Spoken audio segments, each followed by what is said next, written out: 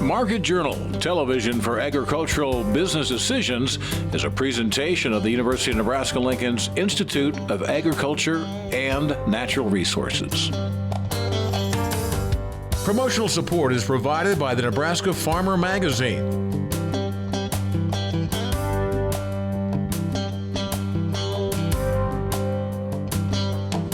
Hello everyone, I'm Bryce Duskett, and thanks for joining us today on Market Journal. We're ready for the holidays here, and we're happy that you're taking some time out of your day to catch up on the latest agriculture information and market activity. Starting things off here today, we're talking about wheat producers. They now have access to a techie new way to get the latest variety and testing results. After years of development and testing, a team of researchers here at the University of Nebraska-Lincoln have unveiled the new wheat variety app. This new web-based application has the same results that Nebraska growers have come to expect from UNL'S crop variety and hybrid testing program research, but in a new customized format that will allow growers to filter test results to help find their perfect wheat variety options faster than ever. The purpose of the wheat variety app is so that we can provide additional flexibility to our growers when they're looking at the variety trial results. So these variety trials are really important to growers to help them make decisions on what they want to plant for their operation. And currently they're predominantly posted as static tables, and we wanted to give some more flexibility so that growers could cater the output to what they're looking for. Well, we encourage our growers to go and look at this tool. Perhaps you're wanting to grow a new variety and you're not sure how it will do on your farm, and you look at the highest yielder, but then maybe there are other traits you're interested in. So this app provides the functionality for growers to filter not only on highest to lowest yielding, but also other traits such as protein or test weight, other things that matter when they take their crop to the elevator.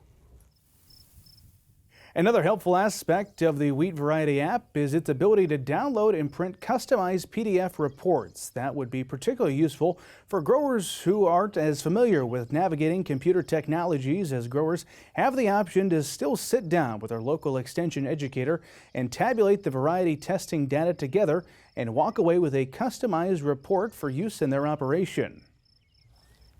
Simply, those allow the grower or perhaps an extension agent to filter the results similar to how we would on our 2 or 3 year summary tables, but then to actually print a specific report filtered again the way that they're interested in. So they can filter from highest to lowest yield, they can select custom time periods, and it'll calculate the averages across those time periods or regions, or even just simply on a county by county basis.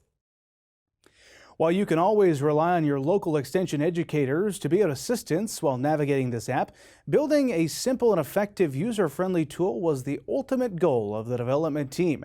As the application is free to use, requires no sign-up, and is easily accessible, Amanda is confident that this new tool for producers can help them access and navigate it relatively easily. This is all web-based, and the simplest way to get there is to go to cropwatch.unl.edu/variety testing. And it starts by, as you open up the web page, you can select if you want to look at things on a regional basis, on a county basis, or at a specific field in time. And then you can cater what years you're looking at, as well as look up specific varieties and some cultural practices as well. So you can filter based on a number of different things, and then you can refresh and try it all over again. Amanda also tells us she's very excited to receive feedback from producers using the app, as she'd like to know what improvements could be made. If you have any questions about this app or you'd like to report any errors, you're encouraged to reach out via email to Amanda Easterly at aeasterly2@unl.edu. You can also reach out to Cody Greach at cgreach2@unl.edu. We've also taken the liberty of adding a link on the app, and we have an informational article about this app posted to the Market Journal website. Moving on now to the markets. We were joined earlier this week by Oklahoma State livestock economist Derrell Peel. We asked Derrell what's in store for the cattle markets as we near 2022, but we began the conversation by reviewing drought conditions across the U.S. You know, it's wintertime, so we do have extensive drought across the country. The majority of the country is in some stage of drought or abnormally dry conditions. And again, at this time of the year, with the exception of wheat in the southern plains, which we are trying to graze, you know, that's an active growing crop at this time of the year. But beyond that, we're not really trying to grow in many parts of the country. So, you know, it's not so much of a concern right now. But the level of drought we have and the continuing dry sort of weather pattern that we have raises a very big concern as we think ahead 3 or 4 months into the spring. Certainly if these conditions continue and we go into the spring in these kind of conditions, we're going to have very serious implications very quickly. Well, Derrell, you've written about the U.S. cattle herd numbers. If this drought continues to persist, how do you think that's going to impact 2022 numbers? Well, you know, of course, we're still waiting really to find out what happened for sure in 2021. We'll have those numbers about the end of January in terms of the January 1 inventory levels. But, you know, we know there was some additional liquidation due to the drought in 2021.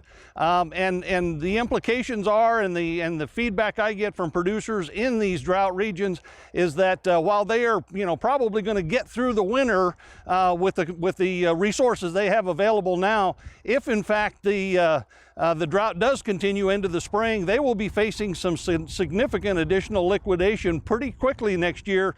So we could see a significant level of liquidation if in fact conditions stay, you know, the way they are going into the new year. Derrell, let's talk about COVID-19. Of course, the cattle market was hit hard by that as we continue to face those challenges. Do you think we've overcome those challenges at this point, or where do you see that playing a factor in this market? I think we really have finally. It took much of 2021 with the fed cattle market in particular. That was where the most residual effects were with the sort of disruptions and bulging we had of feedlot inventories early in 2021 combined with the continuing packer constraints that we had. It took much of 2021 to get through those. But by the end of 2021, of course, we saw the fed cattle market recover significantly in November and into the end of the year. So, you know, I think we're finally to a point where kind of all of the pieces are in place for this cattle market to sort of move forward, barring, of course, any you know, new developments or you know, significant resurgence of any of these conditions. Derrell, you mentioned we have not quite put a bow on 2021 just yet, but I want to get your thoughts on 2022 as we do look ahead. You mentioned the drought conditions and potential some other events that could disrupt the market, but what's your outlook on how prices are going to look in 2022? Well, you know, again, we are finishing 2021 in fairly strong fashion. We've had optimism building. We've seen it in cash markets. We're finishing the year with cash prices for all classes of cattle significantly higher on a year-over-year basis. Futures markets have a fair amount of optimism built into them for next year in terms of cattle prices. And that's our expectation, certainly, is that, you know, with supply conditions continuing to tighten, you know, we are in a tightening cattle supply situation. We do expect beef production to begin to reflect that in 2022 with a decrease year over year in beef production. And then we've had very strong demand through, you know, many months of disruptions, but really surprisingly strong demand. And that continues with both domestic and international demand really helping to support these markets from a demand standpoint. Derrell, we're having today's conversation before this month's Cattle on Feed report, but do you have any early predictions you'd like to share with our viewers? Well, it appears that we're going to see fairly strong placements again in the December report for the month of November. So we're anticipating, you know, fairly strong placements. Marketings will be higher on a year-over-year basis, but that's largely because there was one additional business day in the month of November. And when you put it all together, the general expectation for the Cattle on Feed report is that we'll have an on-feed inventory still pretty close, but perhaps slightly below last year's levels. Derrell, as we round out today's conversation, I want to give you the last word. What risk management or marketing advice would you like to leave our viewers with today? Well, as we go into 2022, we've already said we're expecting higher prices. So, in terms of, profit potential in 2022, I think the revenue side of the equation looks, certainly more promising for producers at pretty much any level of the industry. What we are seeing, of course, is increased feed costs and input cost in general, but particularly feed cost, whether we're talking hay prices in many places, particularly in the drought areas, but in general, and also then feed grain and supplement prices. Feedlot cost of gains are significantly higher as we round out 2021 and go into 2022. So I think the real management challenge for producers in general in 2022 is going to be to focus on cost management, try to be in a position to take advantage of the higher cattle prices and enjoy some potential for increased profitability. Derrell, always plenty to talk about when it comes to the cattle market. Appreciate you coming on today's program. Very happy to do it anytime. Next week, the University of Nebraska-Lincoln will be on holiday shutdown, so we'll forgo our regularly scheduled market analysis. However, we will return with our regular programming with our market contributors after the new year. As always, if you have a question that you'd like for me to ask our future market analysts, feel free to reach out via email to us, or you can also get on social media, and I'll be sure to pass your question along. Moving on now, we're turning our attention over to the grain markets. We were joined by Heartland Farm Partners President Jeff Peterson before the holiday break to discuss the weather situation in South America. But we began the conversation with Jeff discussing those current factors that are driving corn and soybean markets. Really where we're sitting right now in here is it's just been a volatile kind of back and forth type action, but it's been a gradual uptrend in here. And really what we're running into there, we've got a few factors that I think that are creating that situation. Omicron virus overall just kind of puts a headwind against the markets because it's been putting some pressure on the equities, and we've also seen it putting some pressure on energies. And anytime we put pressure on energies, that spills over. But in addition to that, we've got some very positive factors as we take a look at the South American weather situation. And then in addition to that, everybody's questioning, how is our demand going to end up? Not only the demand for feed and ethanol, but also on the export side, how's that going to end up? So those are some of the main drivers we've got right now, Bryce. I've heard you say, Jeff, that we're in a weather market right now. A lot of folks would agree with you about that. Do you see different stages of a weather market, though? And if so, talk about what those are. Yeah, and there definitely is. And that's something for us to remember. And it's really hard to think that we're in a weather market this time of year. We're used to saying that here in the U.S. when we're sitting there in that May, June, July time frame. But the reason we say it initially in South America is because they are in a critical time where that crop is developing. But overall, the stages in that weather market, if you think about it, it's overall what's going on out there in the climate, or what's the overall pattern. And right now we're sitting in a La Nina pattern, which that does tend to put some drier than we like to see conditions into southern Brazil and into Argentina. And then from there, what you talk about is, okay, we got that pattern, but then we start talking about the weather forecasts. Are the weather forecasts forecasting warmer conditions or drier conditions? And then from there, we move into actually what's the actual weather, what's actually happening. So we're kind of in the third stage there. And then from there, you naturally have a discussion about yields. And people will start saying things like, well, if it stays like this, we'll see yields impacted. And then you get to the next stage, which is actually where people start adjusting their yields, and adjusting it usually as we're talking about drought lower. And so as we get into that phase then we think, okay, so the next phase obviously is you get combines in the field and see how those yields are. But what we do know about a weather market is that the weather market will peak before we know what the actual yields are. What we're seeing right now is we're seeing there's really kind of three stages we're running within. So let me kind of unpack that. So we've got the actual rainfall and temperatures are increasing, okay? And as a result of that, what we're seeing is that we're seeing the precip is less than what we'd like to see. In addition, we've had some discussion out there that we're talking about lower yields, but actually we're now getting to the points where we're seeing different individuals, analytical firms out of South America start lowering their yields. Lowering their yields on corn and soybeans both for Brazil, and also seeing some start to lower their yields over on the soybean side. Not yet the corn side in Argentina, but over on the soybean side. That's got to be to some positive things here in the U.S. for our crop. Something else that we're tracking this time of year has to do with exports. Bring us up to speed where we're at now, and what are the biggest things you're watching for that? Yeah, on the export side, there's as we break about corn and beans, so let's talk about corn first. There's two major reports that we always like to look at each week. On Mondays, we get the export inspections, and what that shows is what shipments are going out of the country. And then on Thursdays, we get the export sales, and that tells us what the sales have been for the week. But in addition to that, we also do keep a little eye on every morning. USDA does report, okay, what were there for sales from the previous day, and those come through in the mornings. That's not an aggregated report, that's just a daily report. So when we bring all that together for corn, what we look at and say is that with the amount of corn that's being shipped, with the amount that's outstanding, right now we think we're going to be about 7.5% below where we'd have been last year. And actually USDA, that's actually slightly ahead of the pace where USDA really kind of thinks we're going to be at. They were thinking we're going to be down about 9.5%.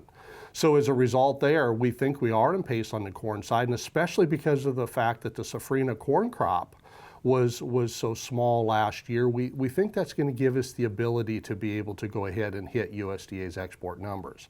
Now over on the soybean side, that's a little bit tougher. As we dig into those numbers, we've all been waiting for China to step in and buy some larger quantities.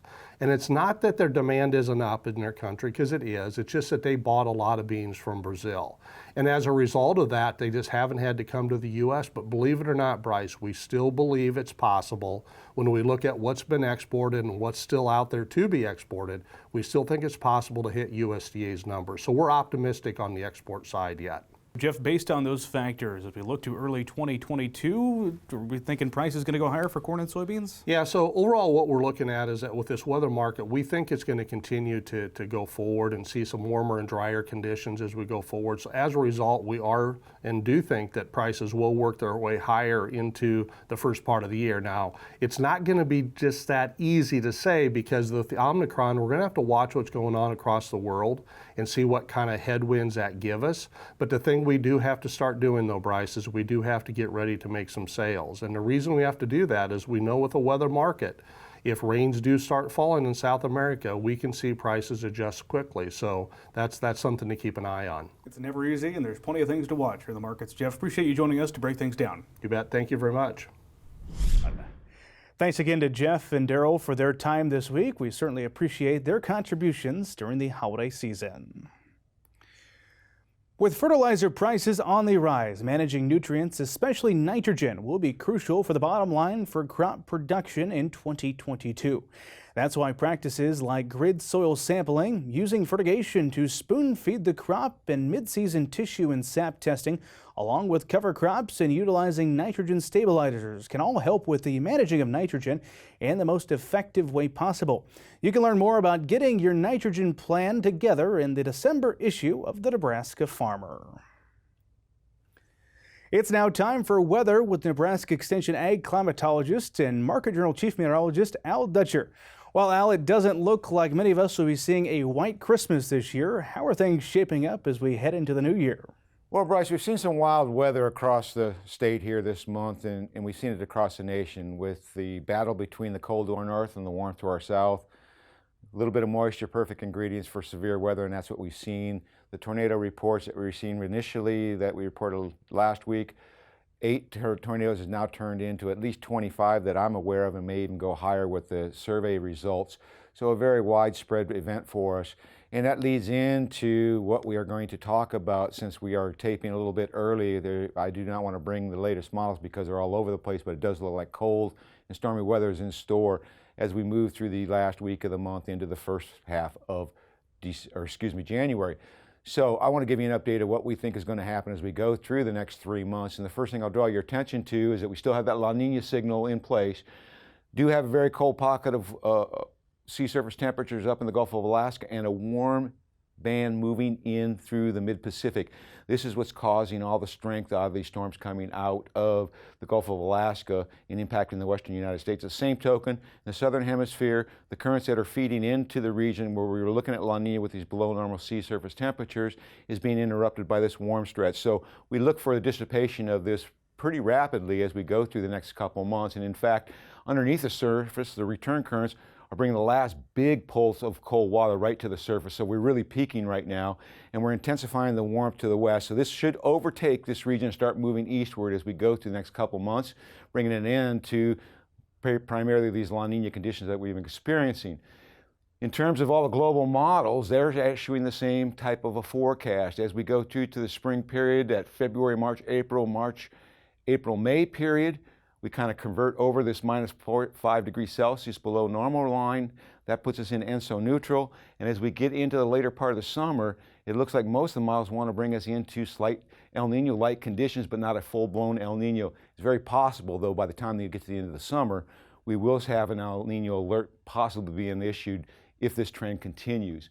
More importantly, if we take into consideration all of this in terms of the CPC forecast that was just issued for the next 3 months, still a very strong trend for below normal temperatures in the Pacific Northwest and below normal temperatures through the south central and southeastern United States, with Nebraska right caught between these two zones. In terms of precipitation, still continuing the above normal precipitation in the Pacific Northwest, Northern Rockies, and most of the Ohio River Valley, Great Lakes, and there has been some extension toward the west-southwest with this area. The key issue for me is that we're starting to see a trend change with big storms coming into the western United States, a lot of cold air with them. We've seen very strong systems, and we expect that to continue, so I would not be surprised that this next 30 to 45 days is going to be rather miserable across the country as we see many systems ejecting out of the western United States. Thanks, Al. Finally today, we're taking a look back and a look forward at the happenings at the Institute of Agriculture and Natural Resources at the University of Nebraska-Lincoln. We were joined earlier this week by UNL'S Vice President and Vice Chancellor of Ag and Natural Resources, Mike Boehm, to see what happened within UNL'S Institute of Agriculture and Natural Resources there in 2021, and he also looked ahead for what's in store in 2022. Mike, as you look back over the past year, what are some of those accomplishments or activities that stand out to you that you're most proud of? Yeah, absolutely. Well, welcome to Market Journal first and foremost, I'd say, Bryce. Accomplishments in 2021. Well, I think after 2020, we all thought, and we were looking forward to a more normal year in 2021. It turned out that COVID had other intentions, but 2021 definitely felt a little bit more like pre-COVID time. So, you know, thinking about the year, we had opportunity to launch a couple of new centers, the Center for Resilience in Agricultural Working Landscapes, or CRAWL, the Center for Ag Profitability got launched. Just kind of in no particular order, we were able to have an amazing, successful graduation. Kasner graduated the greatest number of students. We saw greater in his whole history. We saw record grant awards made to the faculty, so pushing the envelopes. We had, when it came to county fairs, as you know, it was more in person, but we used the virtual tools that we learned in 2020 to apply, so that was good. It provided access to some grandparents who maybe were, you know, a little more cautious, or folks who were working and couldn't see their 4-H'er engaged. So that was all very positive. Field days were just outstanding, although I think the wheat and small grains field days were some of the hottest years that I experienced. 103 degrees out in the Panhandle. So that was a terrific opportunity to engage. Well, let's dive a little bit deeper on some of those topics you mentioned as we look at the success of 2021. You mentioned the field days, Mike, and over our conversations over the past few years, I've learned that you really enjoy traveling to those. What is it about field days, particularly that partnership between the university and the producer out there, that you enjoy seeing? Big opportunity to see our faculty, to see our graduate students showcase what they've learned, and to see producers so excited, and then also to hear from the producers about what we're doing and what they're seeing on their farm or their ranch, how aligned it is. And we talk about this a lot on the show, that sometimes theory and practice don't always align. So that's really the magic, and then just the chance to, you know, break bread together and just hear and see with my own eyes. It's just incredible. So many great things happened in 2021. Absolutely. I'm sure we could spend a lot more time Absolutely. talking about that. But let's talk about 2022. What's on the horizon here for the Institute? As we kick off the year, we're going to see some new faces. It'll start with the new Dean and Director of we'll just go Extension. right to Dr. Charlie Stoltenau. Charlie actually joined the team officially this past week, actually. He started on the 15th of December. His first day in the seat will be January 1. So, you know, huge shout out to Dr. Dave Varner. Dave is just an amazing leader, and I think I've said to Dave many times, I appreciate his empathy, I appreciate his steady hand on that leadership role. He will go down as leading through one of the most historic, complicated times, and so I appreciate Dave's leadership. Dave's resuming his role as Associate Dean of Extension. Candidly, I think Charlie and Dave are going to make an awesome team. Charlie's all excited. I talk to him almost every other day, and he's going to help us out in a lot of ways. He gets local-based programming. He honors the county connection, and that was key for what I was looking for in that next leader. Mike, final question for you as we look forward to the new year. What's one or two things you're most excited about? Well, I'm most excited about having the opportunity to continue to serve with so many people here in IANR. The opportunity to advance the National Center for Resilient and Regenerative Precision Ag. This is that big $108 million project that we're working with Congressman Fortenberry, Senator Fisher, and the delegation, the entire delegation.